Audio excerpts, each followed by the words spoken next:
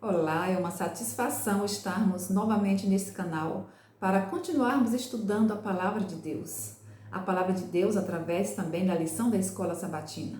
E neste trimestre, o último do ano de 2024, a lição da Escola Sabatina vem trazendo como tema temas do Evangelho de João, aquele discípulo amado que recostava no peito de Jesus para conversar com ele.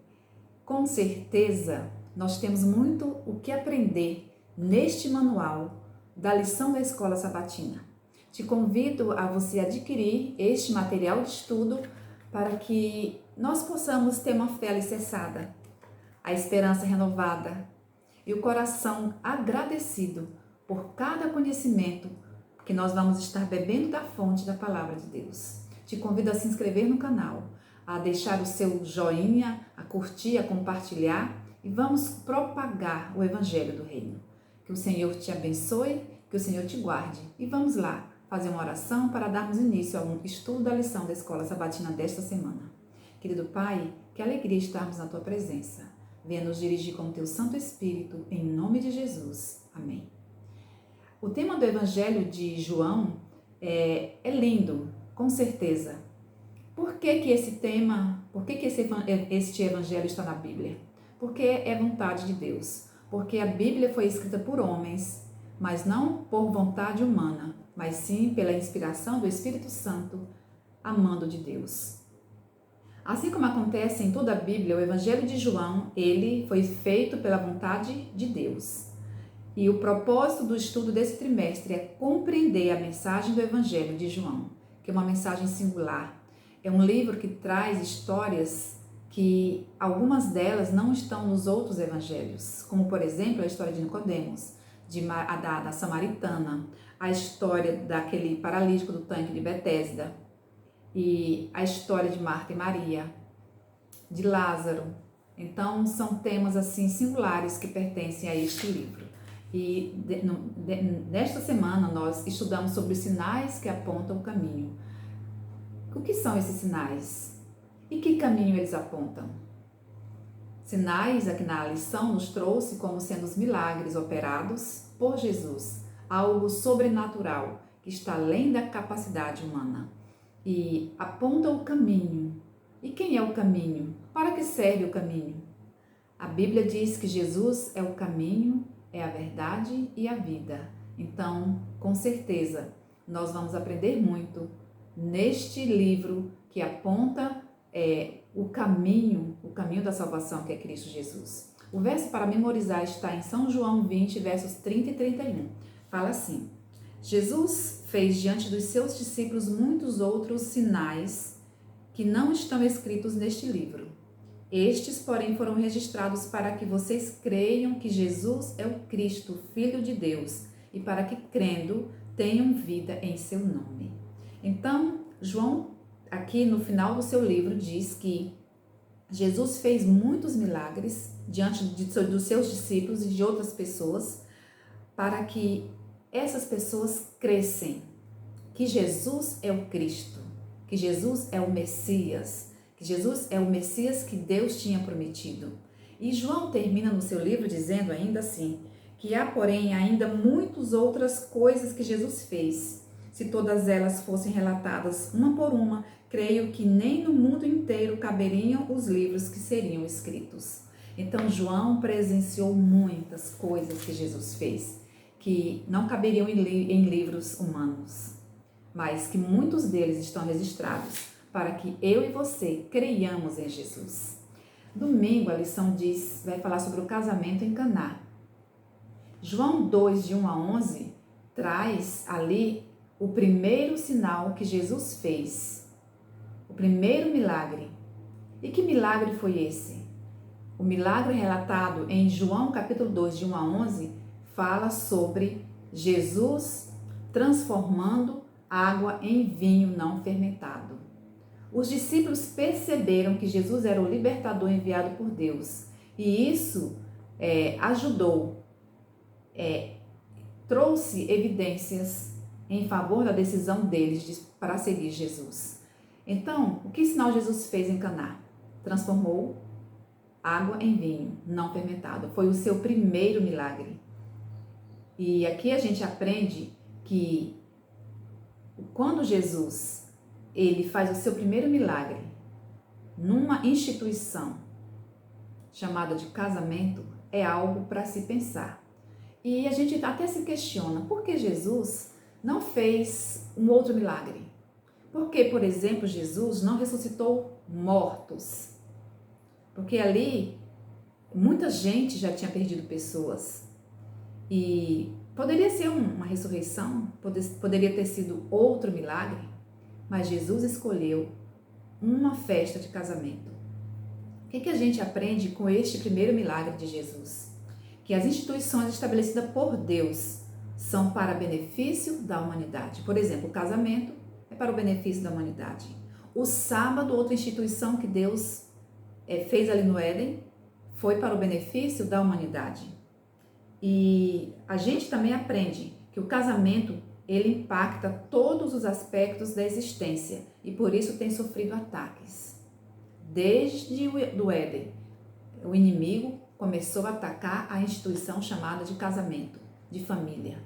E Jesus vem ali, fazendo seu primeiro milagre, onde o pecado teve a sua origem no casamento, na família. Jesus vem restaurando esta instituição. E outro aprendizado que a gente tira é que Jesus deve ocupar o centro de todo o casamento. Se Jesus não faz parte da tua relação matrimonial, é hora de chamá-lo para habitar com você, com vocês, para que diante dos problemas que surjam, Jesus esteja presente para ser a solução. A gente aprende também que o que Deus tem usado para chamar a atenção, para que você creia. E se Jesus não tivesse operado esse primeiro milagre diante dos discípulos, eles creriam que Jesus é Jesus de fato? Outra aplicação que a gente faz dessa lição de domingo é que, seja qual for o problema, Jesus é a resposta para a escassez humana. Se você está passando por alguma situação que precisa de um milagre, chame Jesus. Ele é a resposta para toda escassez humana. A lição de segunda vai falar sobre o segundo sinal na Galileia. É interessante que Jesus fez o primeiro sinal ali em Caná da Galileia e o seu segundo milagre também foi ali. Durante seu ministério terrestre, Jesus realizou milagres que ajudaram as pessoas a crer nele. E uma dessas pessoas foi um oficial do rei que pediu para que Jesus descesse da Galileia para Cafarnaum. Para quê? Para curar o seu filho. O seu filho estava doente, quase à morte, e este homem, oficial do rei, não se importou com seu cargo, com seu alto cargo, mas uma necessidade o levou até Jesus. Você também tem alguma necessidade? Tire essas vestes do orgulho, da autossuficiência, da sua descrença e chame Jesus também. Assim como ele atendeu este oficial, ele também nos atende, porque Jesus veio para beneficiar a raça humana com a salvação. E esses sinais ajudariam o leitor, estes milagres operados por Jesus, né? Porque o evangelista, que é a pergunta diz, porque o evangelista faz uma conexão com o milagre realizado na festa do casamento? Porque estes sinais ajudariam o leitor a compreender quem é Jesus. Aqui no livro de João 4, de 46 a 54, relata este milagre, este segundo milagre operado na Galileia, em favor do filho deste oficial. E este oficial não estava junto do seu filho, ele estava a uma certa distância, estava numa outra cidade. E aí, quando ele chega para pedir para Jesus curar o seu filho, ele vai até Jesus, mas ele vai sem fé. E aí a Bíblia diz que sem fé é impossível agradar a Deus. E primeiro aquele pai precisava de cura espiritual. Como você vai diante de Jesus pedir algo que você necessita se você não tem fé nele? Então, a gente precisa ser curado. A gente precisa primeiramente crer. E assim foi o que aconteceu. Esse oficial fez da cura do filho a condição para crer em Jesus. Se o Senhor curar meu filho, eu vou crer. Mas Jesus leu seu coração e viu que ele estava mais doente do que o seu próprio filho, porque aquele homem precisava crer. E aí, se ele cresce, tudo é possível ao que crê. Aquele pai precisava de cura espiritual. E aí, então, ele reconheceu que precisava ser curado da sua incredulidade. E aí, o oficial, angustiado, lançou-se à misericórdia de Jesus. Ele reconheceu que precisava ter fé e se lançou aos pés de Jesus, para que Jesus também lhe curasse e curasse o seu filho. E assim aconteceu. Quando ele retornou para sua casa, estava lá a caminho, as pessoas vêm ao seu encontro, da sua casa, vêm ao seu encontro para dizer que o seu filho estava curado, amém? E aí ele pergunta que hora o seu filho havia sido curado. E as pessoas dizem o horário. E ele compreende que foi o horário exato do diálogo dele com Jesus. A lição de terça-feira, o milagre junto ao tanque de Betesda. O próximo sinal que João registra aconteceu junto ao tanque de Betesda. E a história está relatada em São João 5, de 1 a 9. Por que a gente não está lendo? Porque nós estamos recapitulando a lição, o estudo que foi feito. Mas a gente vai ler alguns versos aqui que diz o seguinte: passadas estas coisas, havia uma festa dos judeus e Jesus subiu para Jerusalém. Ora, existe ali junto à porta das ovelhas um tanque chamado em hebraico Betesda, o qual tem 5 pavilhões. Nestes jazia uma multidão de enfermos, cegos, coxos e paralíticos, esperando que se movesse a água, porquanto um anjo descia em certo tempo e agitava. E o primeiro que entrava no tanque, uma vez agitada a água, sarava de qualquer doença que tinha. Estava ali um homem enfermo, havia 38 anos. Jesus, vendo deitado e sabendo que estava assim há muito tempo, perguntou-lhe: queres ser curado? Respondeu-lhe o enfermo: Senhor, não tenho ninguém que me ponha no tanque quando a água é agitada, pois enquanto eu vou descer, outro desce antes de mim. Então Jesus lhe disse: levanta-te, toma o teu leito e anda. E imediatamente o homem se viu curado e, tomando o leito, pôs-se a andar, e aquele dia era sábado. Esse milagre, ele é interessante. Jesus foi a Jerusalém e, ao passar perto do tanque, viu a multidão à espera de um milagre. Uma multidão estava ali à espera de um milagre. E trazendo para os nossos dias, nós vivemos num mundo onde há pessoas, onde há também uma multidão à espera de um milagre. Muitas dessas pessoas, assim como aquele paralítico, têm buscado o milagre no lugar errado. Queres ser curado? Quer você também ser curada? A sua cura está em Jesus. Ele vai te dizer o que fazer, assim como ele disse para aquele paralítico. Jesus também tem uma orientação para você. Às vezes, você está buscando a sua cura no lugar errado. Às vezes, vai ser necessário você ir num especialista, você procurar um psicólogo, você fazer um regime alimentar saudável. Jesus vai te dizer o que você precisa fazer para ser curado. Queres ser curado? A sua cura deve estar sempre em Jesus. Aquele paralítico ali disse: Senhor, quando eu vou descer, sempre tem outro que vai à minha frente, porque eles acreditavam que descia um anjo e agitava aquela água.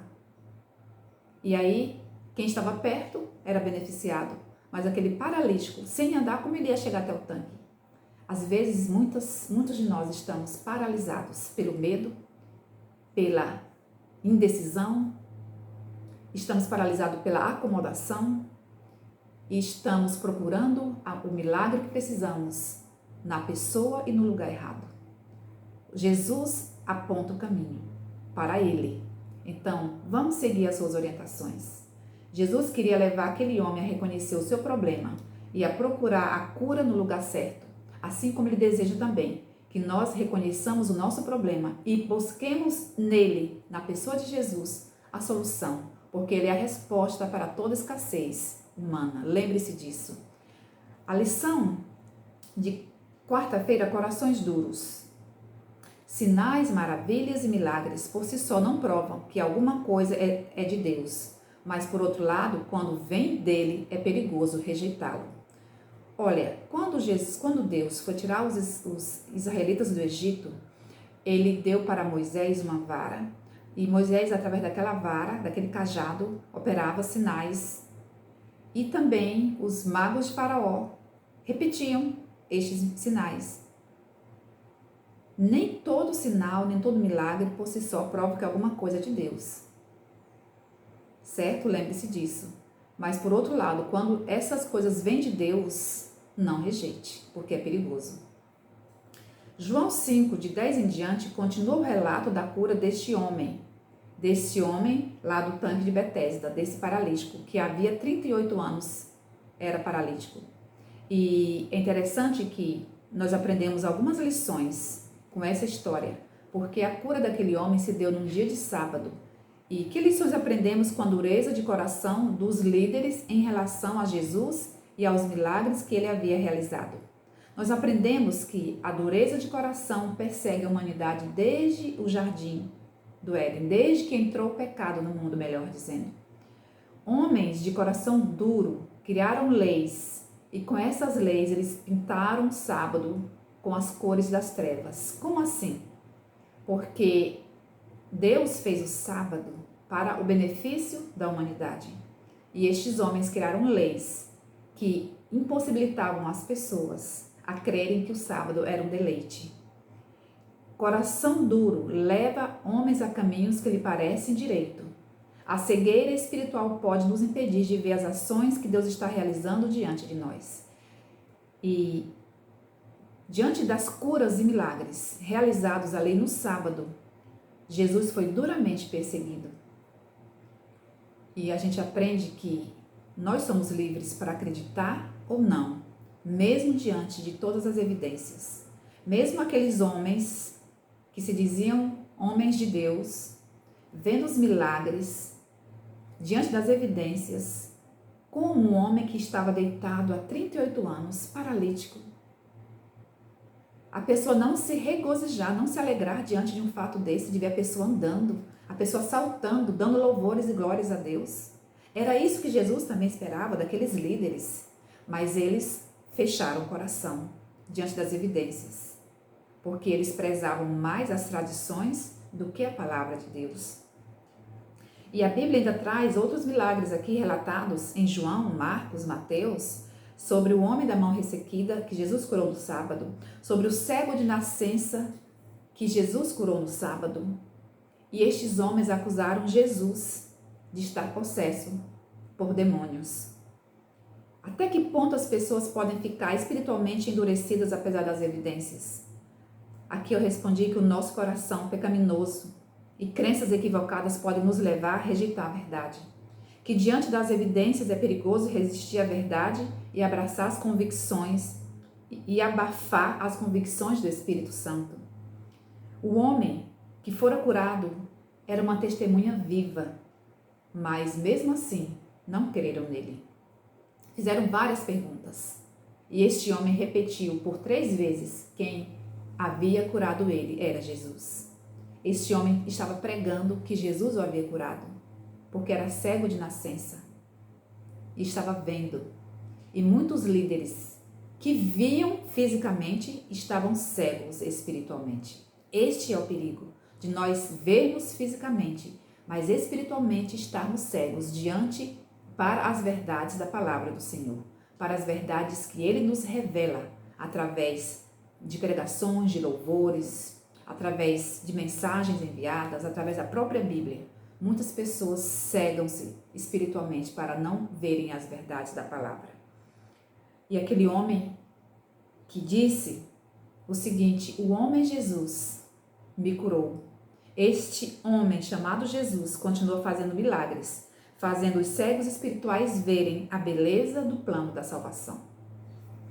A lição de quinta-feira, as reivindicações de Jesus, fala que o milagre junto ao tanque de Betesda deu uma ótima oportunidade para que João enfatizasse quem é Jesus. Porque Jesus foi perseguido por fazer milagre no sábado.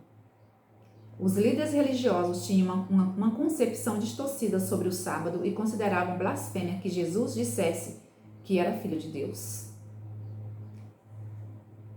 A aplicação que nós fazemos para a nossa vida é que não importa o dia, todo dia é dia de salvação.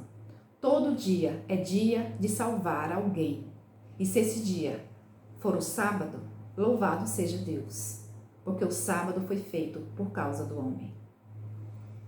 Ao explicar a sua missão, Jesus disse que o Pai, os milagres e as Escrituras revelam quem Ele é. João diz que o Pai trabalha todos os dias. Jesus disse no livro de João que o Pai trabalha todos os dias. Jesus veio trabalhar em benefício da raça humana que somos nós. Jesus quer restaurar a nossa visão espiritual. O inimigo continua atacando com ira as duas instituições estabelecidas por Deus para o benefício da humanidade, que é a família, o casamento e o sábado. E a lição trouxe isso, que Jesus veio restaurar estas instituições que estavam se tornando obsoletas naquele tempo e que hoje, nessa era pós-moderna, não é diferente. O casamento está ficando de modo que as pessoas não levam a sério, e o sábado as pessoas dizem que não são obrigadas a guardar o dia do Senhor, porque Deus abençoou todos os dias. E o inimigo continua atacando. Mas Jesus aqui no Evangelho de João vem trazendo, nesta primeira lição, que o casamento é divino, assim como o sábado também é divino. Concluímos a lição dizendo que Cristo queria ensinar aos discípulos e aos inimigos que o serviço de Deus está acima de tudo. O objetivo da obra de Deus neste mundo é a redenção do homem. O objetivo da obra de Deus é salvar a humanidade, salvar a mim e a você. O objetivo é a redenção do homem. Portanto, tudo quanto é necessário que se faça no sábado, no cumprimento dessa obra, no cumprimento de salvar pessoas, está em harmonia com a lei do sábado. Que nós possamos aprender que estes sinais que apontam o caminho vai falar e tem falado para nós de um Deus que ama, que veio salvar a humanidade. E para que sejamos salvos, Jesus fez e faz milagres para que nós possamos crer. Mas lembre-se também que se não houver milagres ou sinais, não significa que Jesus não está atuando na tua vida. Se apegue a Jesus. Creia nele, porque tudo é possível aquele que crê. Que o Senhor nos abençoe.